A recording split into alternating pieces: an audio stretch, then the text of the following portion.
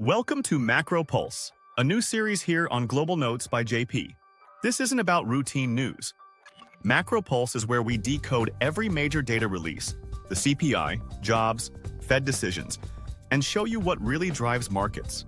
So if you want to get past the headlines and see the real signals, make sure you subscribe. Two numbers just blew up the narrative. Inflation isn't falling fast enough, and jobless claims just jumped to a 4-year high. The Fed can't fix both at once. Cut too soon, and prices stay sticky. Hold too long, and jobs will break. This is the Fed's impossible choice. First, inflation. Core CPI rose 0.3% in August.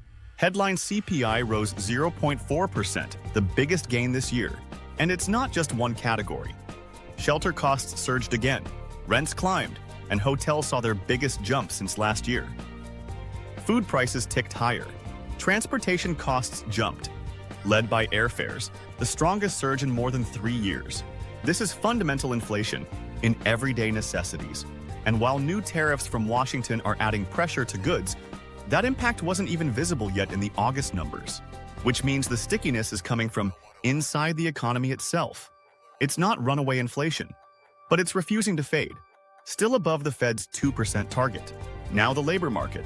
The U.S. added just 22,000 jobs in August, and initial jobless claims hit 263,000, the highest since 2021. That headline looks scary, but let's zoom out. In past recessions, jobless claims often soared above 400,000. In 2009, they were more than 600,000. Today, at 263,000, claims are still relatively low by historical standards. The concern isn't the absolute level, it's the direction. Claims are climbing from record lows and momentum is weakening. And remember, more than half of last week's surge came from Texas flood-related filings. So the labor market isn't collapsing, but it is clearly softening. And this is why you can't just read the headline. You need context, and that's what Macro Pulse will bring you. Every release, every time. This is where Jerome Powell is cornered. Cut rates, and you risk locking inflation above 3%.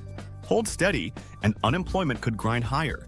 History shows once jobless claims break above 260,000 and stay there, downturns often follow. And now Europe has drawn a line. The ECB just paused at 2%, saying inflation is under control. That makes the Fed look softer and puts new pressure on the dollar. It's not just a rate call, it's a credibility test. Meanwhile, markets aren't waiting. Futures already price in more than a 25 basis point cut in September. In fact, about 28 basis points, meaning traders see a real chance of a half-point move. And by the end of 2026, markets are betting on almost 6 full cuts. Is that too much or too little? We don't know yet. But here's the point. The Fed doesn't move on market pricing, it moves on data. And that's why with Macro Pulse, we'll track every release, every shift, one by one. So we can see whether markets are ahead of the Fed or behind it. That's today's Macro Pulse. The Fed meets next week. Markets expect a cut. But the real question is whether they can ease without breaking something bigger. Because if the Fed gets this wrong, it won't just be about jobs or prices. It'll be about trust in the system itself. If you want to follow these turning points in real time, subscribe to Global Notes by JP. Like this video, share it with a friend who follows markets. Because whichever way this plays out, Macro Pulse will be here to track it, data point by data point.